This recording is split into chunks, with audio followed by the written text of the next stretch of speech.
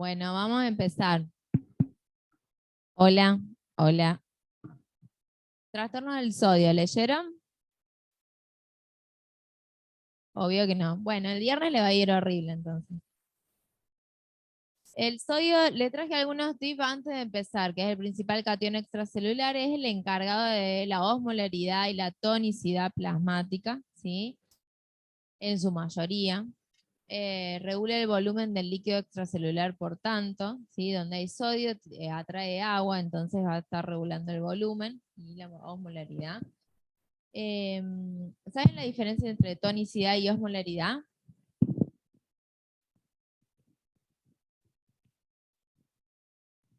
Hola, hola. ¿Saben la diferencia entre tonicidad y osmolaridad?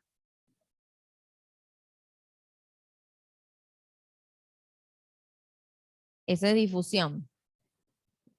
La osmolaridad, ¿alguna vez la calcularon? ¿Cómo?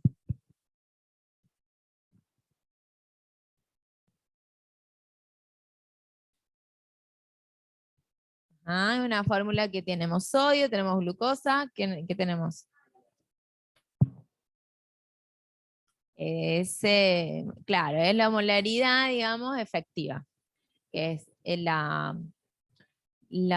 la urea, porque la urea generalmente es normal, o no es tan importante, pero es el sodio y la glucemia, que es la molaridad efectiva. Muy bien. Ahí le traje la fórmula. 2 por sodio es la fórmula práctica. El sodio por 2 sería la tonicidad más práctica o efectiva, la glucosa sobre 18, ¿sí? La plasmática, para sacarlo bien, la urea sobre 2,8. Hay algunos actores que ponen 3, glucosa sobre 18 o sodio por 2.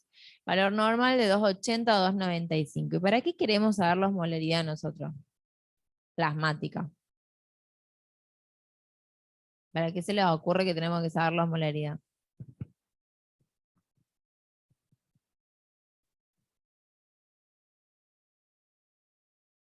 Ay, no me dan ganas. Si no leen, no te dan como muchas ganas. Segundo año de medicina. Yo también estoy atravesada, vengo con semanas difíciles. Por ejemplo, Ser para humano en su saber. medio. No, la del jueves que la lean, digamos, porque venir a hacer un esfuerzo y todo es una cagada. Pero bueno, para saber cómo el volumen. Está grabando, Andrés. Bueno, para que sepan que tienen que leer cuando vengan.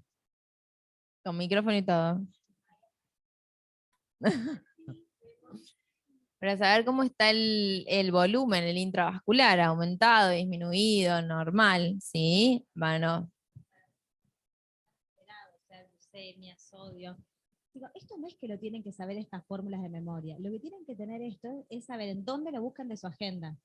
La agenda, sobre todo para los R1 que la deben haber iniciado, no tiene que ser un mini Nelson. Lo que tiene que ser es una ayuda a memoria para ustedes. De que tengan la fórmula, no la explicación de la tonicidad, de la osmolaridad. Tengan la fórmula y después se ponen a leer. ¿Sí? Por lo menos sepan que la osmolaridad, por lo menos el sodio, es lo que.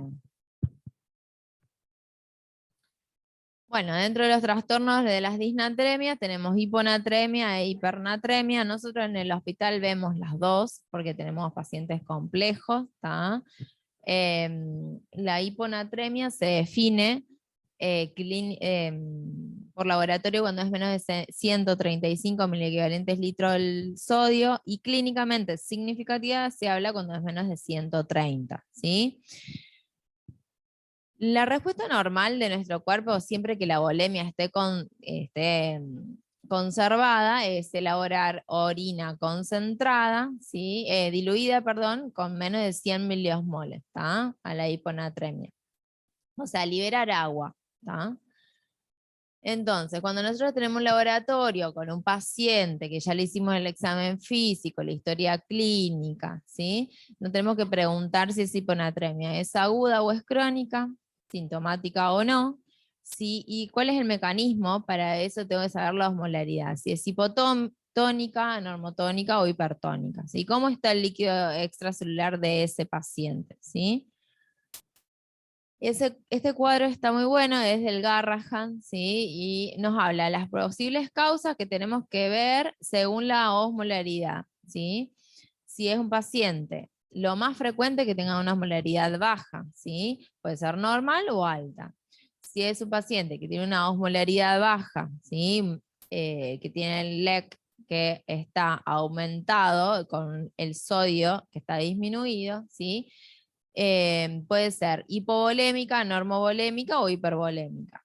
Hipovolémica, el LEC disminuido con sodio disminuido. O sea, estamos perdiendo sodio. ¿Por dónde podemos perder el sodio? Riñón o gastro o extrarrenal. Riñón, ¿por qué? Diuréticos, ¿sí? Diuresis osmótica, que está el manitol, que también es un diurético, pero que actúa diferente, no actúa a nivel de la asa de Henle, sino como un componente osmóticamente activo. Alguna insuficiencia suprarrenal, nefropatías perdedoras de sal, las acidosis tubulares, ¿sí? En donde lo que van a hacer es perder sodio por el riñón, entonces si le pedimos un sodio urinario va a tener un sodio aumentado, ¿sí? El sodio urinario aproximadamente entre 20 y 40 miliequivalentes toma como punto de corte, ¿sí? Se va a tener más de 20 miliequivalentes litros en la orina. Si es extrarrenal, ¿dónde podemos perder el sodio? A nivel gastrointestinal, ¿sí? Vómitos, diarrea, y eso lo vamos a tener en cuenta con el paciente, con la clínica, y vamos a estar ya sospechando que va a tener líquido extracelular que va a estar disminuido. Si es un paciente deshidratado con una pérdida de sodio, ¿por dónde puede perder? En este caso, a nivel gastrointestinal. O un tercer espacio, esos postoperatorios, esas peritonitis, ¿tá? Los vólvulos, pancreatitis, los quemados, ¿sí? Pueden tener hiponatremia. El sodio urinario en este caso va a ser menos de 20. O sea, el sodio urinario en este caso lo podemos pedir para cuando hay ionograma urinario, para hacer el diagnóstico diferencial, ¿sí? Si es normovolémica, o sea, el líquido extracelular es normal, puede haber una pérdida de sodio por diuréticos tiacídicos, ¿tá? El CIJAT. En el CIJAT hay una secreción inadecuada de la antidiurética, ¿sí? Se elimina o se libera cuando no tenemos el gatillo, o sea, cuando no tendría que eliminarse, por decir una forma, ¿sí? Intoxicación con agua, es medio raro, la potomanía, tratamientos endovenosos con líquidos hipotónicos, ¿tá? El sodio urinario va a ser más de 20. Y la hipervolémica, este paciente nefrótico o este paciente con insuficiencia cardíaca, ¿sí? O con cirrosis, o insuficiencia renal, ¿sí? Que tenemos el líquido extracelular aumentado con el sodio disminuido, ¿sí? Y ahí hace una diferencia del sodio urinario según si es insuficiencia cardíaca, cirrosis o nefrótico, va a ser menos de 20, porque el riñón va a tratar de compensar esa hiponatremia. En cambio, si es una insuficiencia renal, va a ser más de 40, porque no lo va a poder compensar, ¿sí? ¿Cómo lo diagnosticamos? Es un paciente con un cuadro clínico, una anamnesis, el examen físico, y según eso vamos a hablar del tiempo de evolución. Depende de la bibliografía, hay algunos que lo dividen derecho en sintomática y asintomática y otros en aguda y crónica. Es muy difícil saber si es aguda o es crónica, porque habla de aguda cuando es en menos 24 horas de evolución. Raro que te digan, no, ayer tenía un sodio normal. Salvo que esté internado, que te haga un cuadro agudo en el momento, ¿sí? Que le hayamos dosado el sodio el día anterior y ahora sí, es más difícil, pero si no, lo tomamos como crónica, y si no, como es más operativo, práctico, en sintomáticas o asintomáticas, ¿sí? Y el examen físico va a orientar a determinar el estado de la volemia del paciente, obviamente, si tiene edema, si tiene signo de deshidratación, ¿sí? Y ahí sacar el diagnóstico diferencial. La clínica más importante que tiene el hiponatremia es la que es aquella relacionada con el sistema nervioso central. O sea, si nosotros perdemos sodio, ¿qué se les ocurre que pasa a nivel celular? Como vos me habías dicho, ¿no? Entonces perdemos sodio y ¿qué baja? La osmolaridad. Entonces queda agua en un lugar. ¿Y a dónde va a ir el agua? Exacto. Entonces va a haber un edema celular, ¿sí? se va a ir acomodando a nivel del sistema nervioso, es cuando más compromiso tiene, porque obviamente es una caja cerrada, el edema celular va a empezar a provocar síntomas, ¿sí? Los solutos van a empezar a abandonar la célula después como mecanismo compensatorio al plasma para tratar de nivelar esa osmolaridad, ¿sí? Por eso a veces es paulatino el comienzo de síntomas o no es tan agudo, ¿sí?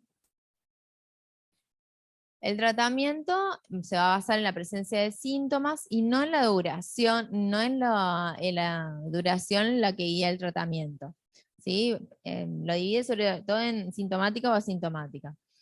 No es peligrosa si es un dato de laboratorio sin tener en cuenta la clínica, ¿sí? Entonces, si, según la clínica, si nosotros tenemos una hiponatremia severa, sintomática, y uno de sus principales síntomas más severos es la convulsión, ¿cómo lo tratamos? Se trata con cloruro de sodio hipertónico, ¿sí? De una forma o la otra, pero va a pasar de diferentes formas según los síntomas que tenga. ¿Saben cómo preparar un hipertónico?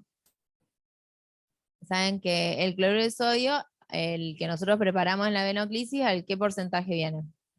Al 20%. El hipertónico es al 3%. Una fórmula práctica para bajar ese porcentaje, esa tonicidad, es agregarlo con agua destilada. Entonces, si yo pongo 15 mililitros de cloruro de sodio al 20%, más 85 de agua destilada, voy a formar cloruro de sodio al 3%, el hipertónico. Que eso tiene 0,51 miliequivalentes por litro, ¿sí? Si yo tengo un paciente en una clínica con un sistema que afecta al sistema nervioso central, que está convulsionando, una tirita que tiene sodio de 102, 115, porque sodio menos de 120, menos de 125, se considera relevante para tratar, le puedo indicar cloruro de sodio hipertónico o al 3%, 3 a 5 miliequivalentes endovenoso que puede pasar en 20 minutos, media hora. Lo máximo son 100 mililitros de esta preparación por vez. Lo puedo volver a repetir si sigue convulsionando, ¿sí?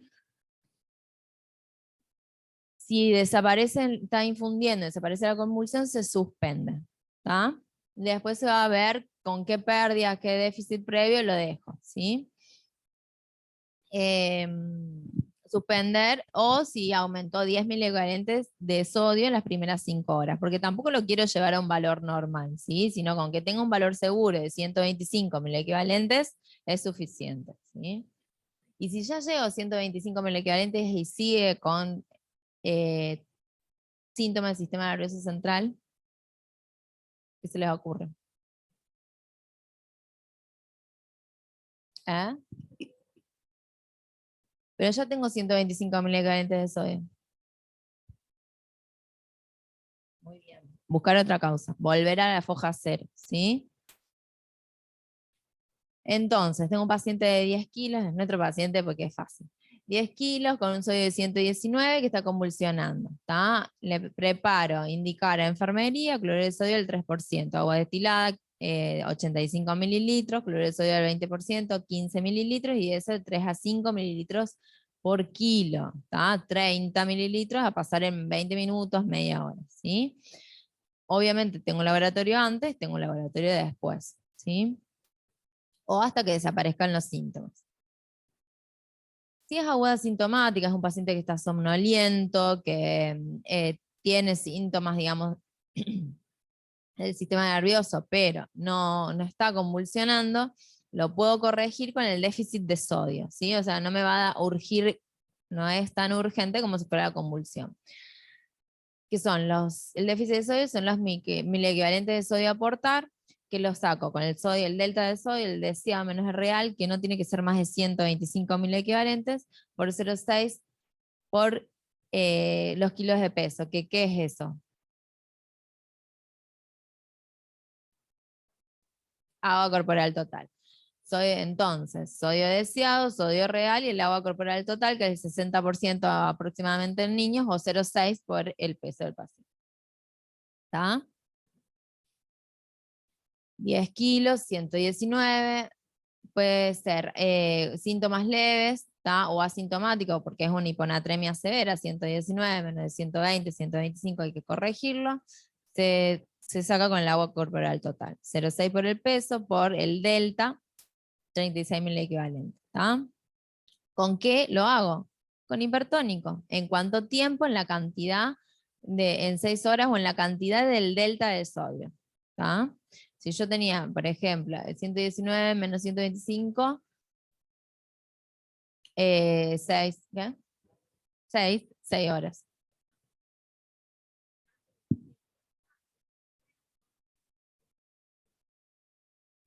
Sí, 8 o 10 dice la bibliografía. Puede ser 10. No más de 100, o sea, no llegar a más de 125 de sodio. O sea, no quiero 135 o 130.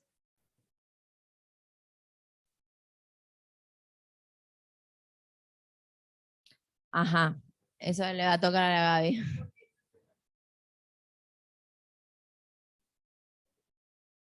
Sí, yo lo tengo acá. Bueno, el ritmo de aumento de natremia también tenemos que saber, porque no es lo mismo lo que yo quiero que aumente el sodio si es asintomático o es sintomático, ¿sí? Si es severa, asintomático, o sea, este 119 de sodio, quiero que aumente el equivalente por litro por hora, ¿sí? Se debe infundir las mismas cantidades de horas, como dijimos recién, que el delta de sodio. Si es aguda asintomática, de 2 a 6 equivalentes litro hora. ¿Sí? No debe ser mayor a 6 a 8 equivalentes litro hora el ritmo de infusión. ¿Tá? Habitualmente nosotros en la terapia lo usamos en una infusión en paralelo, también depende, es complicado porque requiere una vía aparte, más si es un paciente grave que está con otras medicaciones, ¿sí? Y lo pueden hacer por vía periférica el hipertónico, ¿sí? Controles durante la fase rápida según los signos y síntomas y al finalizar la corrección, ¿sí? Obviamente que si van a dejar un plan de una corrección en 12 horas o 24 horas, lo controlan, ¿tá? Al finalizar y después a las 6 horas. Bueno, después lo corregimos. Ahora, ¿cómo seguimos? ¿Tá? Va a depender de la clínica, ¿sí? Si era un paciente que tenía el líquido extracelular bajo, si tenía normal o alto, ¿tá? Si tenía el LEC bajo, ese paciente con pérdidas extrarrenales, por ejemplo, que tenía una hiponatremia, hay que restaurar la volemia. ¿Tiene signo de shock o no tiene signos de shock? ¿Tiene signos de shock? Se trata el shock, ¿sí? 20 mililitros de Ringer o solución fisiológica a goteo libre y luego una hidratación parenteral 140-20, que es de necesidades basales más el déficit previo, ¿sí? Que le calculamos en la clínica de ingreso, ¿sí? Normal, la restricción hídrica, se acuerdan que una de las causas con LEC normal es la secreción inadecuada antidiurética, que el tratamiento de la misma es la restricción hídrica, 2/3 de las necesidades basales, ¿sí? Y con LEC alto, la restricción y puede requerir diuréticos, el nefrótico, el insuficiencia cardíaca, el insuficiente renal, ¿sí?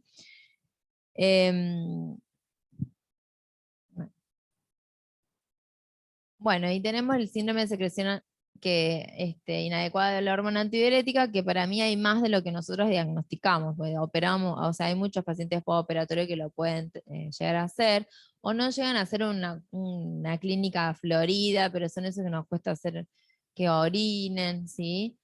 Y hay que dilucidar bien si tienen el LEC bajo o normal, porque ese es el diagnóstico diferencial, ¿tá? Que sea una diuresis disminuida por un prerenal o por una falta de aporte o una secreción inadecuada antidiurética, ¿sí?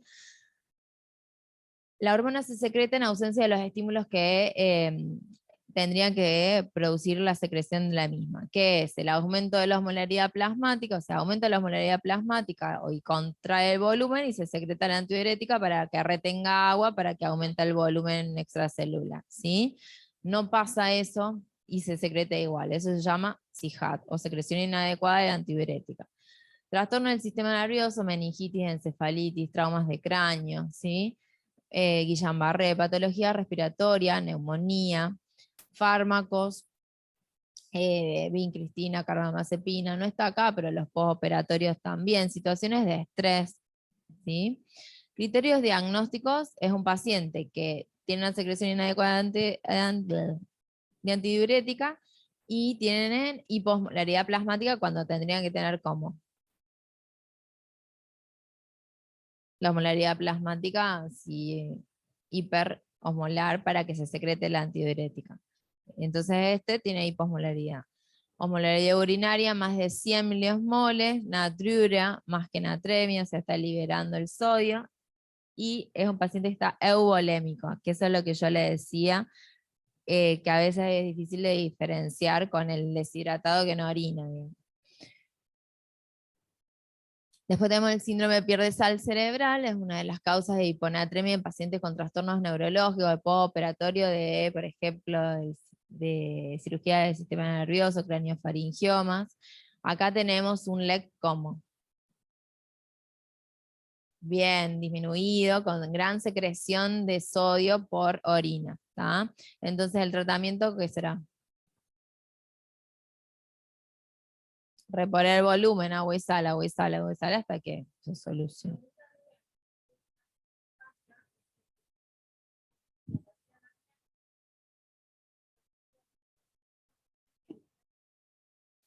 En el CIJAD es restricción y en el pierde sal es reponer, pero lo vamos a ver con la clínica, ¿sí? El CIJAD es euvolémico, le estamos expandiendo a un paciente que tiene una volemia normal. Pidamos una densidad urinaria, capaz que con solamente un spot urinario, la densidad ya podemos hacer el diagnóstico, porque el deshidratado, ¿cómo tiene la densidad urinaria? ¿Tá? ¿Quieren que hagamos? Tengo 2 cuadritos para que completemos, con flechas.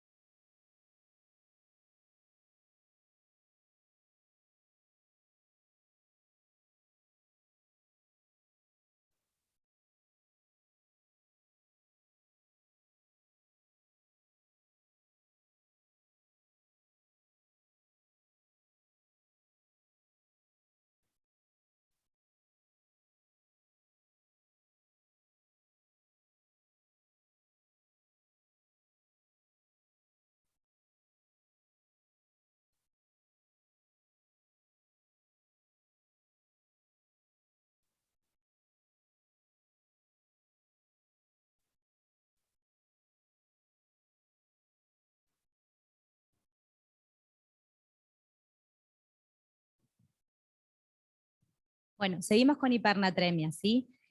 Es como más corto, ¿sí? Al momento de leerlo o de estudiarlo, pero no por eso más claro o más fácil. Se define hipernatremia como un sodio mayor a 145 miliequivalentes por litro. En algunos libros también, artículos, lo que lean, les va a decir más de 150. Y lo que sí sabemos que es significativo es cuando más de 160, ¿sí? A la hipernatremia la tienen que pensar así. Hay un déficit de agua en relación al sodio, ¿sí? Al valor de natremia que tenemos. El sodio es un soluto impermeable. Entonces, queda donde tiene que estar. ¿Que dónde es? El intravascular. Entonces, pasa lo opuesto a la hiponatremia. Atrae el agua de la célula, disminuye el leak, deshidrata la célula, que eso te va a dar la clínica, y se va donde está el sodio, ¿tá? Que es el soluto osmóticamente activo, ¿sí? Bueno, dentro de los mecanismos hay 3. Exceso de sodio, déficit de agua o déficit de agua y sodio. Las causas después las leen, y es lo que van a tener que tener más o menos presente para poder entender la causa. Como siempre, la diarrea en pediatría, diarrea, vómitos, sonda nasogástrica, son las causas a la cabecera. Y lo otro que tengan presente es que la diarrea no es lo único que te da la hipernatremia, te da siempre otros trastornos electrolíticos asociados, entonces por ahí la clínica no es tan clara o tan única como lo estudiamos. Con respecto a la diarrea, acá les hago un comentario. La materia fecal es hipotónica, ¿sí? Tiene baja carga de sodio. Entonces, los pacientes, ¿cómo deberían estar? ¿Cómo debería estar la natremia? Si por más que tengan diarrea, es hipotónica. No, hipernatrémicos, claro. ¿Y por qué creen que la mayoría no están hipernatrémicos? No, porque con lo que se hidratan son soluciones muy hipotónicas en general. Entonces hacen que la natremia se mantenga normal o en algunas oportunidades incluso baja, ¿sí? Por eso en general cuando la hipernatremia es significativa, el paciente está muy deshidratado. ¿Ah? Bueno, como siempre el diagnóstico, el interrogatorio, buscando cuál es la causa desencadenante, el examen físico, que es fundamental determinar el estado de hidratación, ¿sí? Y los signos y síntomas que nos pueden orientar a la causa que genere esa hipernatremia. Acuérdense, más de 160 en general ya hay deshidratación celular, sobre todo nos va a dar síntomas a nivel del sistema nervioso central. ¿Cuál es la clínica de la deshidratación hipernatrémica? Sí. Perfecto. Claro. Convulsiones, coma, esos cambios es como ya llegamos re tarde, ¿sí? Si no, esto, irritabilidad, puede tener espasmos musculares, náuseas, vómitos, fiebre. Lo que pasa es que, como decimos, una diarrea aguda te puede dar fiebre, ¿sí? Por eso es importante también saber interpretar todo eso que ustedes encuentran. De los exámenes complementarios, lo que van a pedir en sangre es el estado óseo base con el ionograma, la urea, glucemia y calcemia. ¿Por qué el calcio es importante también? En todo está relacionado con todo. ¿Qué hace la hipernatremia a nivel de la calcemia? Que ponele que no pidieron la calcemia, pero pueden mirar el calcio iónico. Lo que hace es disminuir la unión del calcio, cuando hay hipernatremia disminuye la unión del calcio a las proteínas plasmáticas, entonces te disminuye la calcemia y te aumenta el calcio iónico, ¿sí? Todo esto porque dijimos que te podía dar espasmos musculares, entonces por ahí puede haber una superposición. Y siempre piensen en trastornos electrolíticos asociados, ¿sí? Cuando las correcciones no responden.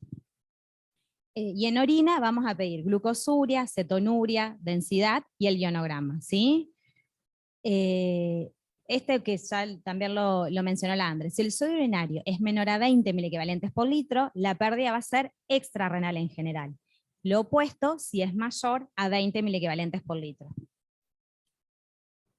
Bueno, esto que para reforzar, más importante cuando la instalación es rápida y muy importante si es mayor a 160 miliequivalentes por litro, haciendo hincapié en la clínica. Y al producir un aumento de la osmolaridad plasmática, la hipernatremia provoca lo que dijimos, deshidratación celular, que si se produce en forma rápida en el sistema nervioso puede llevar a la mielinólisis pontina, que es lo mismo que cuando corregimos rápido una hiponatremia. ¿Y qué es esto? Una enfermedad desmielinizante, ¿sí? Que va progresando a la medida que no hagamos el tratamiento adecuado, ¿sí? Bueno, la deshidratación hipernatrémica, la tendencia es siempre corregirla por vía oral en la medida que se pueda, ¿sí? O iniciar en forma endovenosa, pero en cuanto se pueda, retomar la vía oral. En deshidratación leve a moderada, usamos las sales de rehidratación oral, ¿sí? Por ahí no son tan bien toleradas, se sugiere tomarlas bien frías, bueno, todas las recomendaciones que ya les dieron cuando en hidratación, deshidratación, que vieron bien con la mono. Y cuando es endovenoso, siempre, si la deshidratación es severa, ya es fundamental pesar al paciente, estimar el grado de deshidratación y en base a eso ofrecer el tratamiento.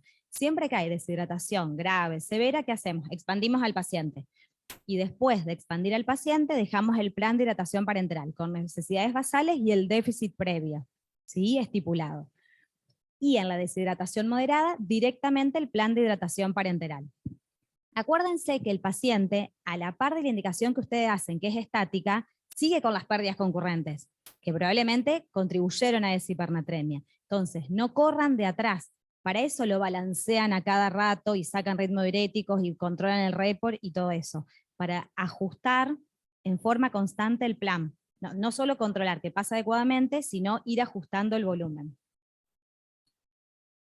El plan de hidratación parenteral es el que usamos, una solución isotónica 140-20, y no se corrige más de 0,5 miliequivalentes kilo, miliequivalentes litro por hora, o de 10 a 12 miliequivalentes totales en el día, hasta 10 a 12 sería, ¿sí? De acuerdo al valor, vamos a ver en cuánto tiempo tenemos que hacer la corrección, ¿sí? Si hay un descenso rápido del sodio, aumentar la concentración de sodio o disminuir la velocidad de infusión. Si ustedes indican esta corrección, por ejemplo, en 48 horas, tienen que chequear la anatremia antes, porque por ahí también agregó un factor, dejó de tener pérdidas y hace que ajustemos el plan de hidratación. Bueno, el clásico paciente fácil de 10 kilos con deshidratación grave y una anatremia de 162. Primero, ¿qué hacemos? Lo expandimos, ¿sí? Para intentar restaurar la volemia. Con solución fisiológica, 20 mililitros kilo de inicio. A continuación, de acuerdo a la anatremia que tiene, que era 162, ¿en cuánto tiempo tenemos que corregir? En 48 horas. Entonces, calculando el déficit previo del 10%, nos queda que va a recibir las necesidades basales más ese 10%, 5% en las primeras 24 horas y el siguiente 5% en las siguientes 24 horas. Este es fácil y equivale a 150 mililitros kilo día porque el paciente pesa 10, ¿sí? Pero vayan haciendo los cálculos uno por uno, así llegan al volumen adecuado, siempre con la solución isotónica que mencionamos. La única indicación de administrar agua libre sin sodio es en la hipernatremia sintomática con convulsiones o en el paciente comatoso. Esto sí lo ven mucho más en la terapia que nosotros, que lo que se usa es dextrosa al 2,5%, es decir, que es la dextrosa al 5%, diluida al medio con agua destilada. Eso vamos a usar 4 mililitros por kilo hasta que el paciente deja de estar sintomático. Sino siempre soluciones isotónicas, lo más isotónicas posible. Bueno, y acá como el clásico en hipernatremia es la diabetes insípida, lo opuesto prácticamente al CIJAR.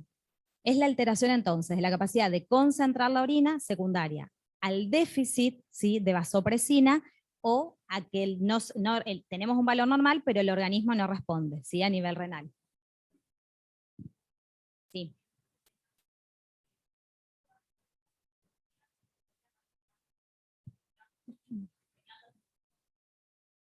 Lo que no te puede pasar es quedarte con menos, ¿sí? Eso tiene que pasar en 48 horas. A lo sumo lo que vas a hacer es aumentar en base a pérdidas concurrentes, ¿sí? Pero eso tiene que pasar. Lo que vos calculaste de inicio tiene que pasar. el déficit previo que vayas calculado, y después vas recalculando, porque vos vas a ir recalculando en base a un paciente que vas a lograr la norma de hidratación, entonces vas a tener en cuenta sobre todo las pérdidas concurrentes. Pero ojo que esas pérdidas concurrentes no las puedas empezar ay, no me sale, chicos, a reponer, por ejemplo, con las sales de rehidratación, por boca. Entonces podés ir haciendo en paralelo. El déficit previo sigue en forma parenteral con la solución isotónica que usamos y empezás a darle las sales por vía oral, por las pérdidas concurrentes. Tampoco se desesperen por una deposición líquida. O sea, vayan valorando al paciente. Si te hizo 5 en 1 hora, y sí, desesperate, digamos, ¿tá? El pecho materno, siempre tengan en cuenta, o sea, enseguida habilitan la vía oral cuando se pueda, que eso es lo más fisiológico. No, y acá me acordé de algo, pero que lo busqué ayer más de curiosidad, nada que ver antes de esto. ¿Cuánto tiene el pecho materno de sodio? No sé por qué lo busqué ayer, sí, viste esas cosas, no sé para qué me va a servir, pero bueno. 6,5 miliequivalentes litro. Nada. Sí, es re hipotónica. Creo que tendrá que ver con los solutos que tolera el lactantito, probablemente y demás, pero me llamó mucho la atención eso. Bueno, nada, es un paréntesis, después lo analizamos. Lo busqué de un lugar fidedigno. Sí. Sí,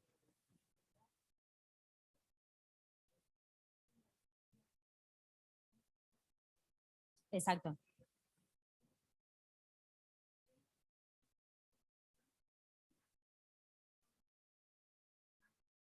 Sí.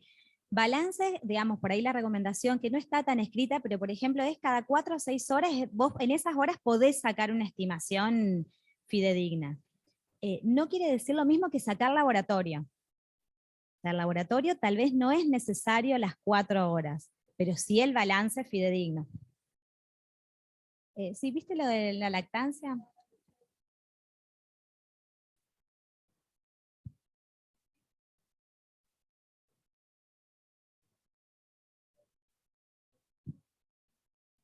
O más, o más.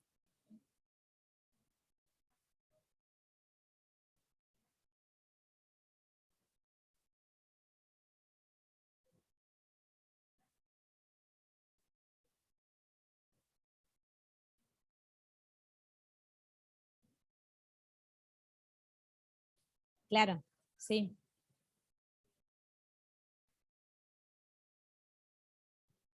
sí, sí. Las diluimos en 1,5 litros. Sí, creo que ya todo el hospital lo hace así, me parece. Bueno, con respecto... ¿Qué?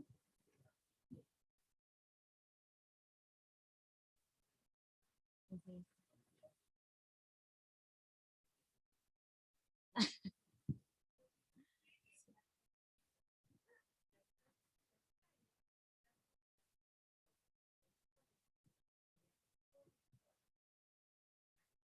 Sí, más. Ujú.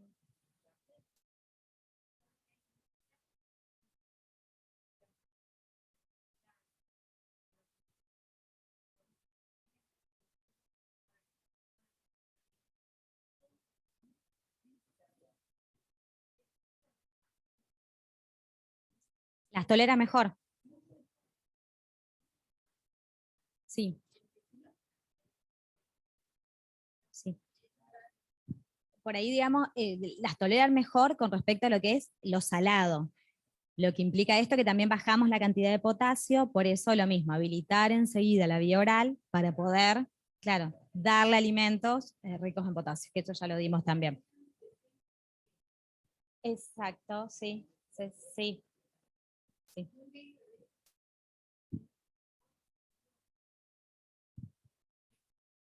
Está, sí, está ese cuadrito, sí. No, no, no. Aparte, bueno, por ahí cuando las madres preguntan, ¿les damos Gatorade?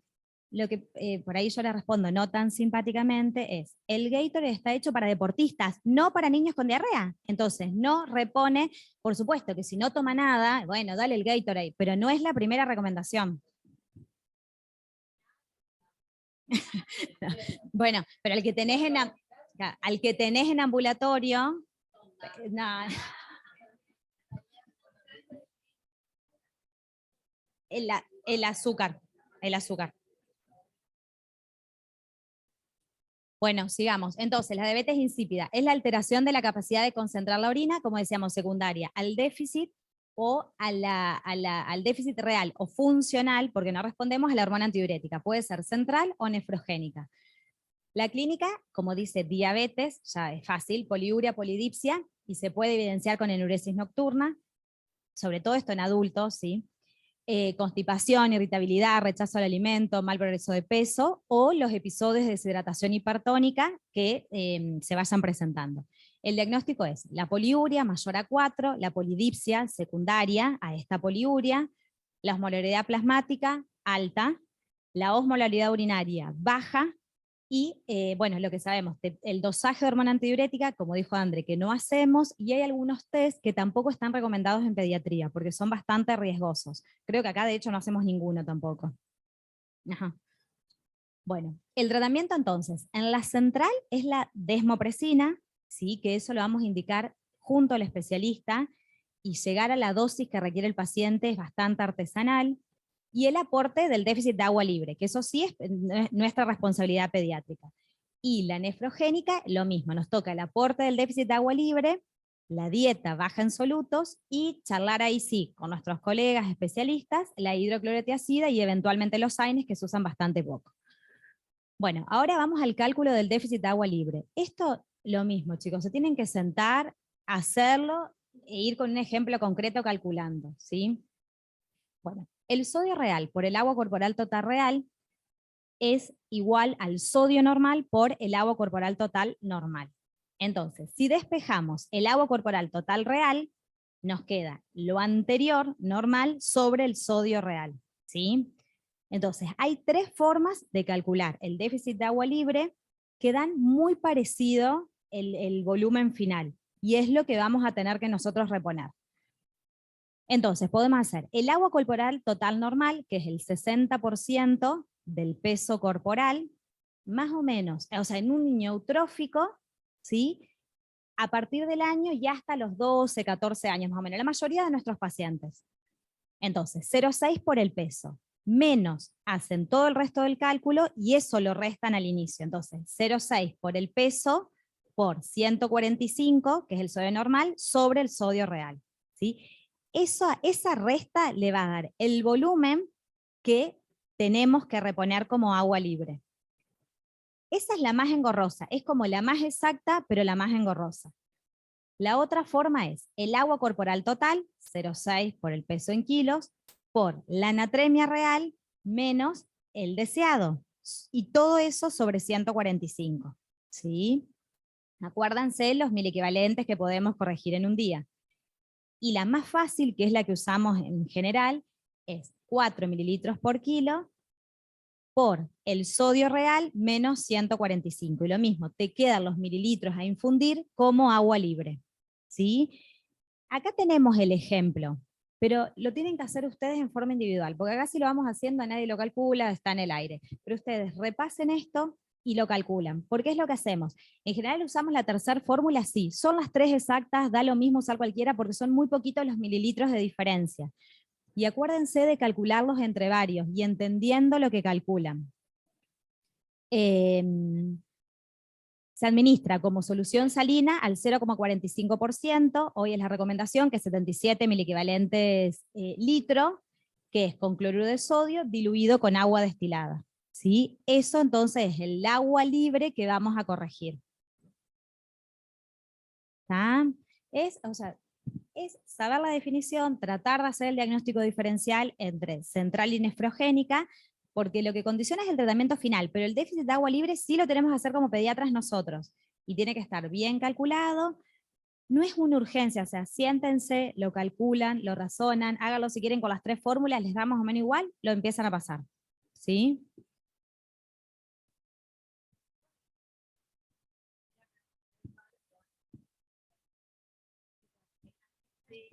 No, pero para que vean, normal, el sodio plasmático, la osmolaridad urinaria, que estaba ahí en la diapo de 50.000, ahí dice osmolaridad plasmática, pero está mal, es urinaria, 50.300, y la densidad más de 1010, lo normal, ¿está? y cómo cambia entre la diabetes insípida y la central y la nefrogénica según la densidad urinaria, ¿sí? La densidad urinaria y el CIJAD, cómo lo podemos ir diagnosticando, ¿tá? Pero es solamente tener el cuadrito, saber dónde buscarlo y la clínica del paciente, nada más, ¿no? Claro.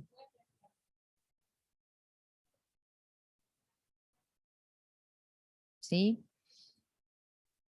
Y es practicarlo también. Tengan un paciente, le hagan un sodio teórico con el paciente y lo hacen, ¿sí? Lo hacen R1 con R2, ¿sí? Lo corregimos si quieren. ¿Estamos? Bueno, porque después llega el momento de hacerlo y no sabes qué, te da mil, que cómo lo paso, dónde, cómo. Entonces, por ahí está bueno que lo hagamos.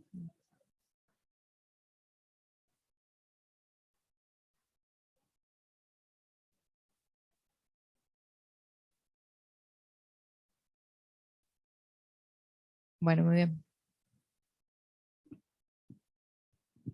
¿Alguna duda?